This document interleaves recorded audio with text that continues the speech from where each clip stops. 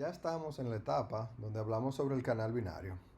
Y el canal binario es básicamente cómo entonces un grupo de bits se transmite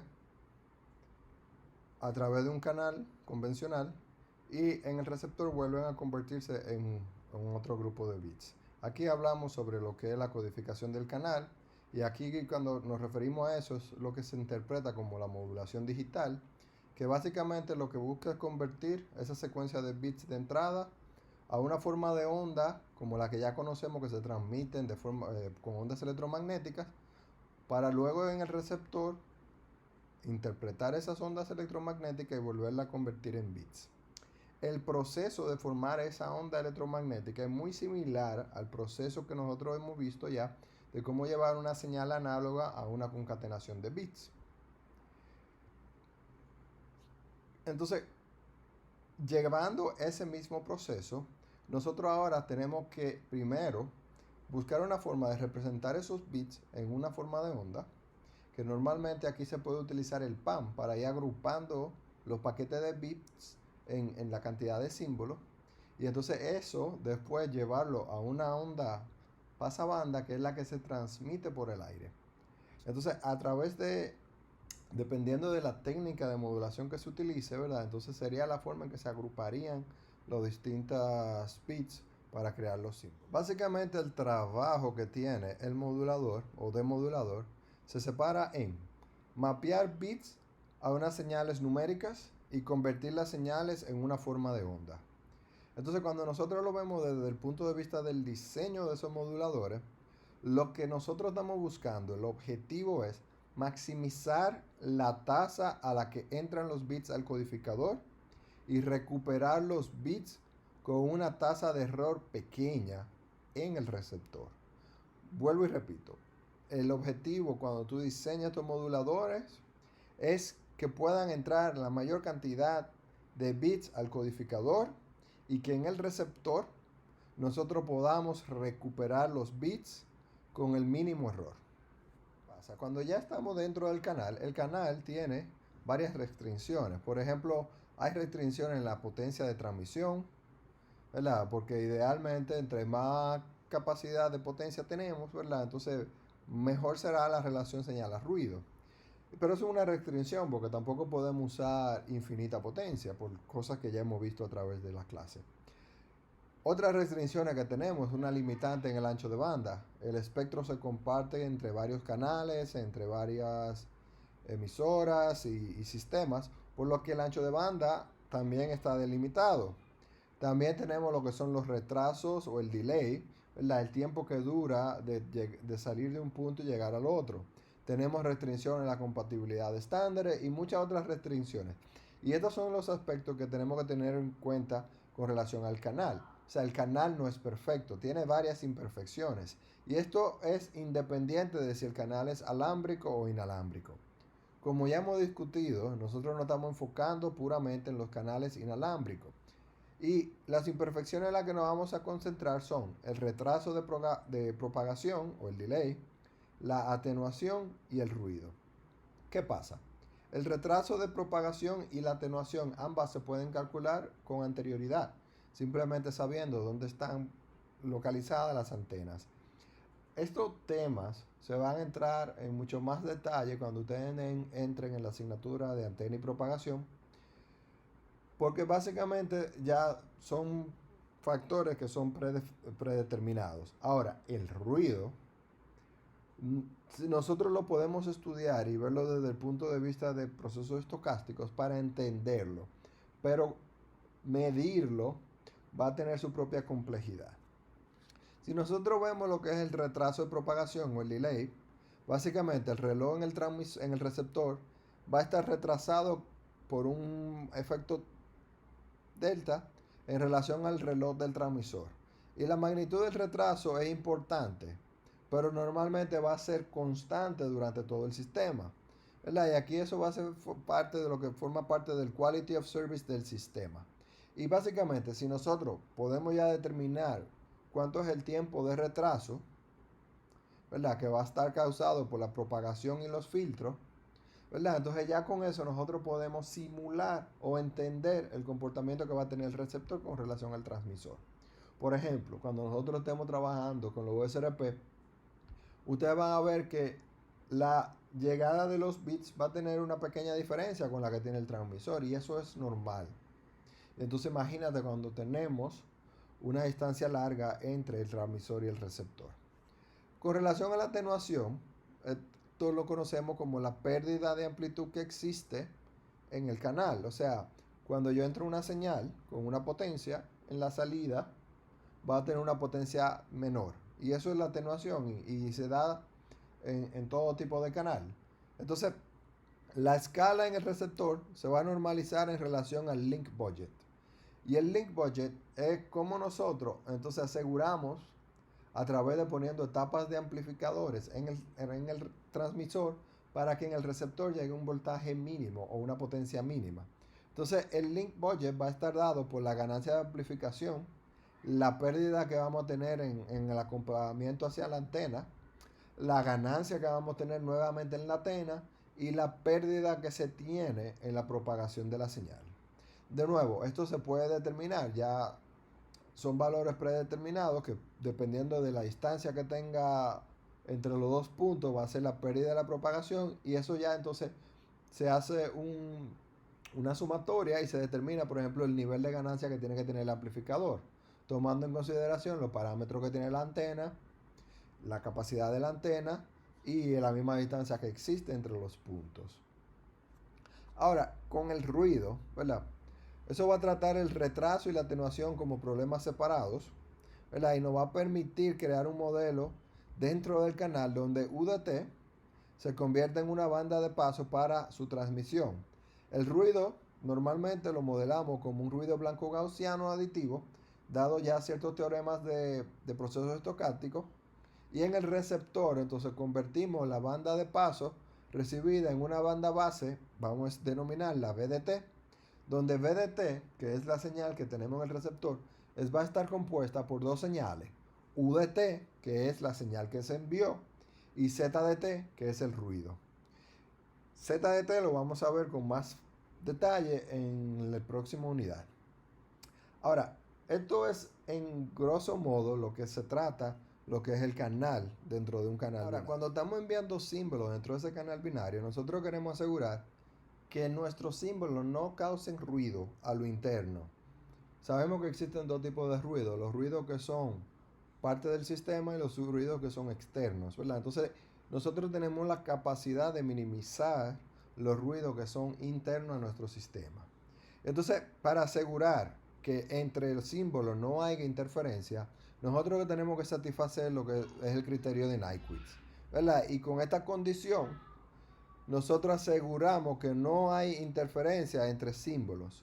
Entonces, un símbolo transmitido anteriormente afecta el símbolo transmitido después, ¿verdad? O sea que se sobrelapan parecido al efecto de aliasing que nosotros habíamos visto dentro de un módulo en esta asignatura. Entonces, con el criterio de Nyquist, se relacionan las condiciones del dominio del tiempo con la del dominio de la frecuencia para que esto no ocurra.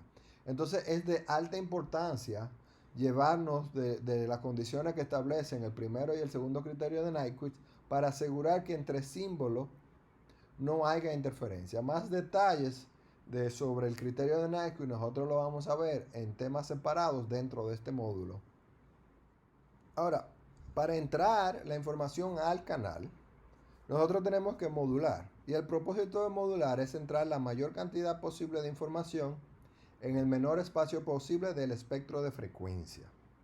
¿Verdad? Entonces aquí viene un término muy importante que es la eficiencia espectral.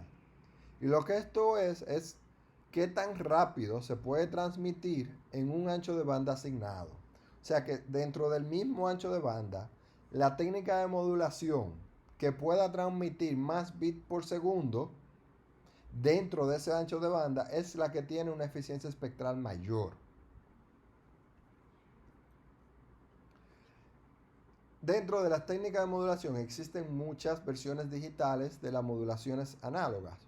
Si se recuerda, en la modulación análoga nosotros podíamos modificar tres aspectos de una onda electromagnética: su amplitud, su frecuencia o su fase.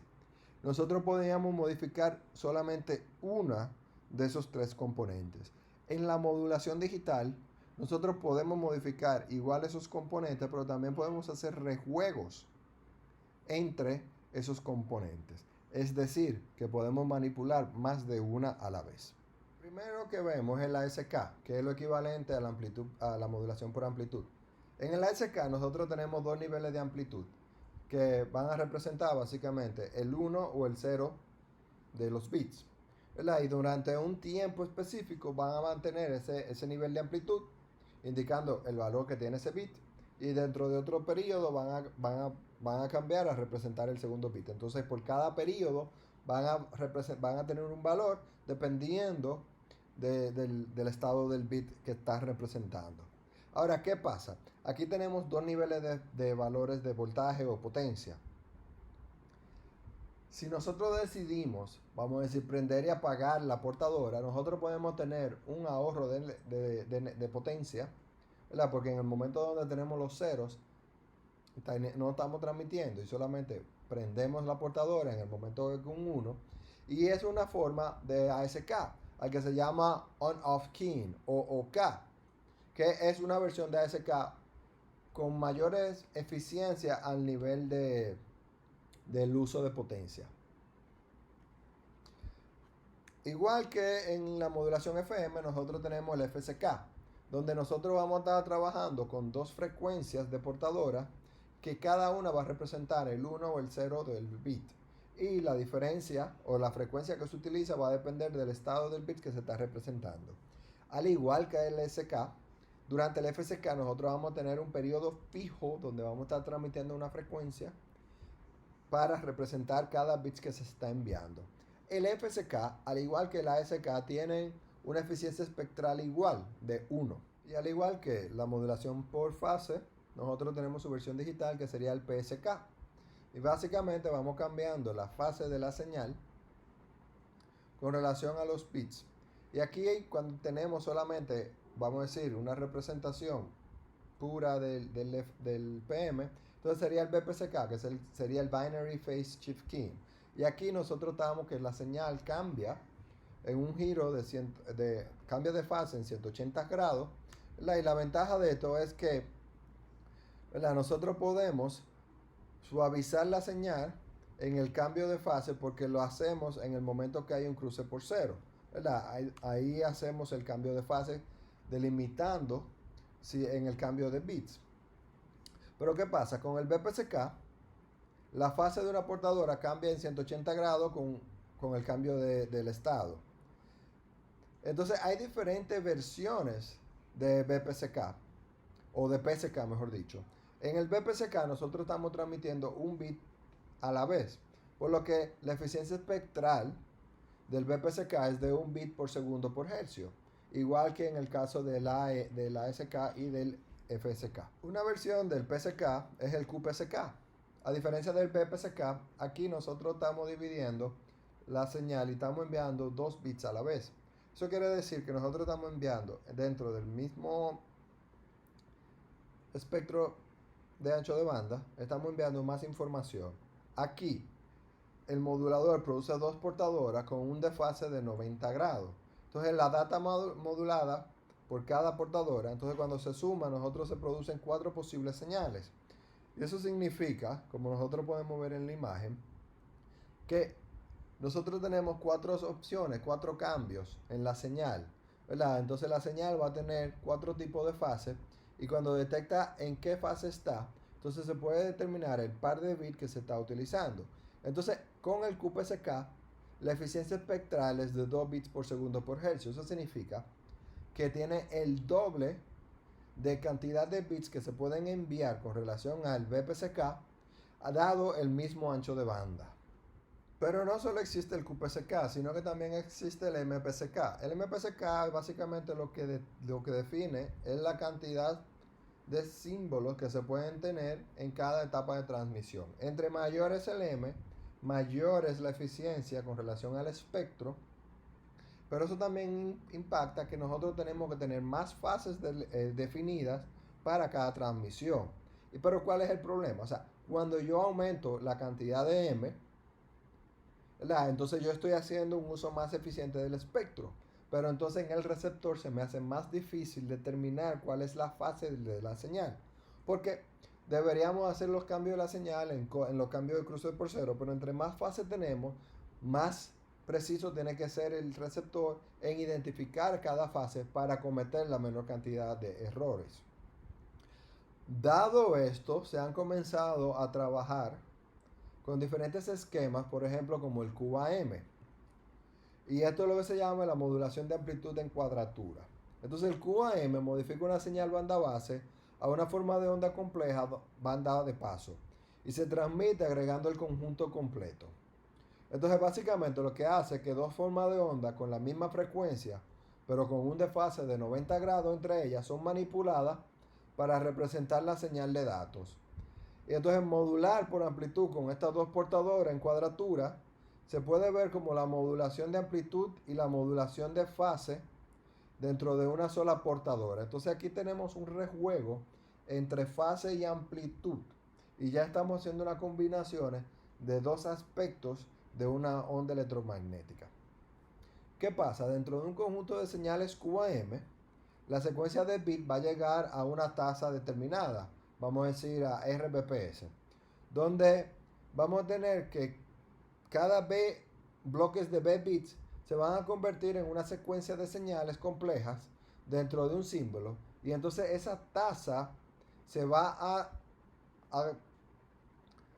a modular por cada subportadora, y entonces cuando se hace la combinación final vamos a tener una constelación como la que se está viendo actualmente, donde la distancia va a estar dado por cómo cada punto, qué tan lejos en fase, en amplitud está cada punto y en fase. Ahora, QAM tiene una muy alta eficiencia espectral que va a depender de la cantidad de símbolos que se tenga o el tipo de QAM.